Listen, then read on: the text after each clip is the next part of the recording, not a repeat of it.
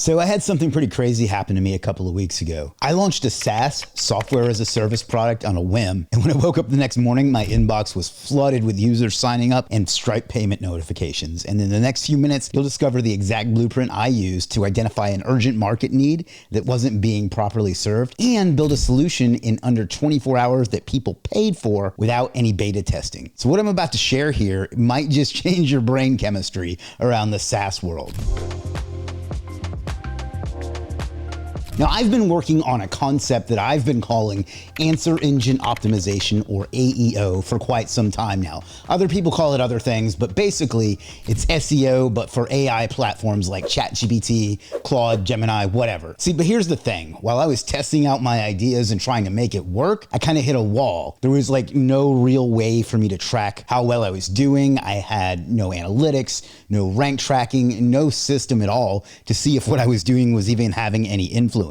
And I thought I was probably ahead of my time and would have to wait a few years for the technology to catch up. But if you know me, and if you know anything about how I built Legiit, you already know I'm not one to give up. So I kind of said, screw it, I'll just build my own tool. And well, I did. I opened up ChatGPT and a tool called lovable.dev, which is basically a coding assistant. I started telling them what I needed, and I started putting things together, sanding the edges, if you will. And a few hours in, I already had a working prototype. Look, I'm not going to lie to you. It wasn't polished. It wasn't perfect, but it did exactly what I needed. It was letting me test prompts and responses across different niches and track how ChatGPT and similar engines were spitting out answers to see if they were related to the brand that you put in when you build a campaign. So for example, I am using my brand Legiit and seeing if it shows up for the prompt, what are the best freelance SEO gig sites for beginners? And you can see it does not show up for that one. And I also tested it to see if it shows up for the term SEO marketplace. So I just clicked the button and run a check. And in this case, it does show up. So this tells me what my brand is showing up for and what it's not showing up for and what I need to work on. And this is the first time I was seeing tangible progress with this tool. And even I couldn't believe that it worked, that it was how good it was for something I made with one AI into another AI. And while I was recovering from that, it kind of hit me that if I needed this, that maybe other people needed it too. So now I want to make it very clear that I had no intentions of launching a business with this tool. I just wanted something that worked well for me so I could track my progress on the bigger AEO project, which I will make a business out of. But the more I played with it, the more I realized this was solving a real problem, and me gatekeeping it was not ethical. So I wanted to offer it to people. Now, I know AEO is still a new concept, but AI tools are already the center of information. And if you're in marketing, branding, content, or basically any other business, you need AI to assess your work and track your brand. So I thought, let's spend a little bit more time on it, test the waters, and see if it goes somewhere. I learned how to set up user logins. I'd built a bunch of apps before with AI. If you watch my channel, you've seen me do that before. I also learned how to connect Stripe for payments, which was not as easy as I thought it would be. And like I said, honestly, some of these things I was doing for the first time, but I had to figure them out, and I did. I figured it out in a few hours. Then I made a quick post on Facebook saying I built something kind of cool. It's $7 for early users, and it helps you see how AI tools rank your content across niches. But the catch is it only has 25 spots. I was creating a little bit of scarcity. That was it. That was the whole post. You can see it here on the screen. Within minutes, 10 users signed up. And to be honest, I wasn't expecting it because I still hadn't even set up a proper funnel or landing page or ads or any of that stuff.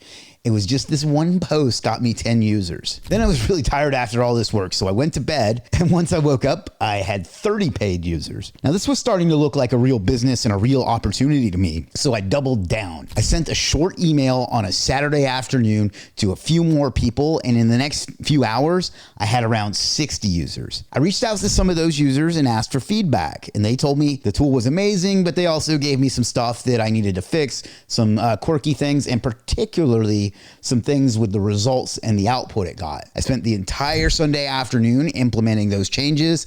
I figured out how to improve the results and combined it in a unique way that I'm not going to give away here. I added a few small UX updates, polished the onboarding a bit, and by Monday, I already had around 100 paying users without active marketing or email funnels. Now, just think about it. 4 days prior, I had one problem, and from that, I built a tool that turned out to be a good business decision, and now it's up to like 7 $700 or so in monthly recurring revenue. What I really love about this tool was I planned nothing ahead.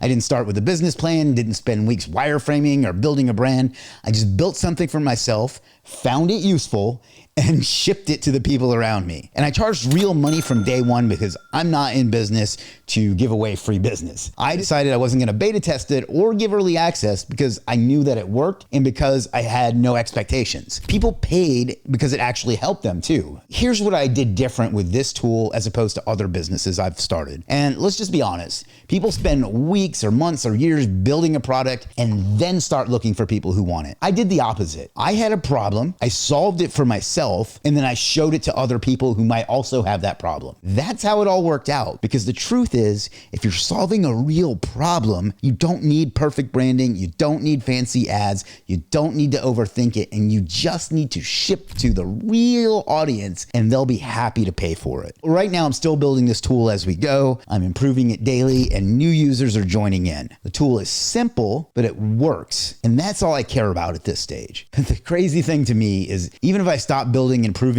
improving it today, this could still sell easily. There's an entire micro acquisition market filled with people looking to buy tiny SaaS tools with real users and real MRR. If I wait a little bit longer and ever decided I wanted to flip this weekend side project could easily get me 50 grand or more. For something I made in a few hours, that is really a win. So yeah, that's the story. And if you want to see the tool for yourself, the link's in the description. Go ahead, check it out, see if you like it. Let me know if you have any questions. And while you're at it, hit the subscribe button. I've got more of these behind the scenes breakdowns coming for you very, very soon.